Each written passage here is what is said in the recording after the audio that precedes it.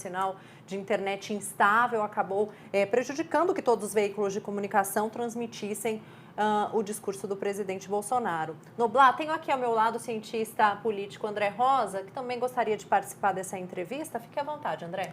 Noblar, muito boa tarde, um prazer estar aqui com você. Prazer é meu. Bom, primeiramente, com toda a sua experiência ao longo desses anos no jornalismo político, eu gostaria de fazer uma pergunta, principalmente em relação a esse comentário do Bolsonaro do PT ser extirpado. Bom, nós sabemos que a campanha negativa, obviamente, para os candidatos que estão atrás nas pesquisas eleitorais, eles não têm muita alternativa a não ser fazer uma campanha negativa.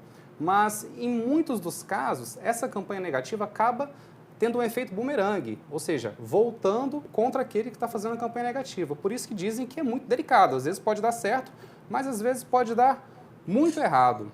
Então, a minha pergunta para o senhor seria: Noblar, você não acha que o Bolsonaro ele elevou um tom muito ofensivo que poderia, inclusive, ter um efeito contrário em relação à captura de votos? Eu acho que sim, mas isso é uma coisa que certamente, por exemplo, as pesquisas do início da próxima semana indicarão ou não. O Bolsonaro, como sempre, ele fala para a turma dele. A maior preocupação na campanha do Bolsonaro, dos seus conselheiros, é que, principalmente agora, na reta final, ele falasse para os indecisos, ele falasse, eventualmente, para aquele eleitor que foi dele, hoje está com Lula, mas que poderia voltar para ele. Mas ele não consegue fazer isso, é da natureza dele. Ele fala para os seus. Ele só não carregou na mão em relação à justiça porque ele a teme. Ele sabe que nem a candidata. Eu não sei, eu posso estar dizendo agora cometendo um erro. Eu acho que o registro da candidatura dele ainda não aconteceu. Mas mesmo que tenha acontecido no TSE, eu não me lembro de já ter acontecido, ele pode ser punido até com a eventual suspensão da candidatura. Então, ele baixa o tom da voz em relação à justiça, mas não em relação aos seus adversários. E a preocupação dele é manter unida a sua turma. Ele acredita que mantendo unido a sua turma é uma questão de mais tempo, um pouco mais de tempo, para que ele recupere os eleitores que ele perdeu. E ele escolhe esse caminho e ele não sai dele.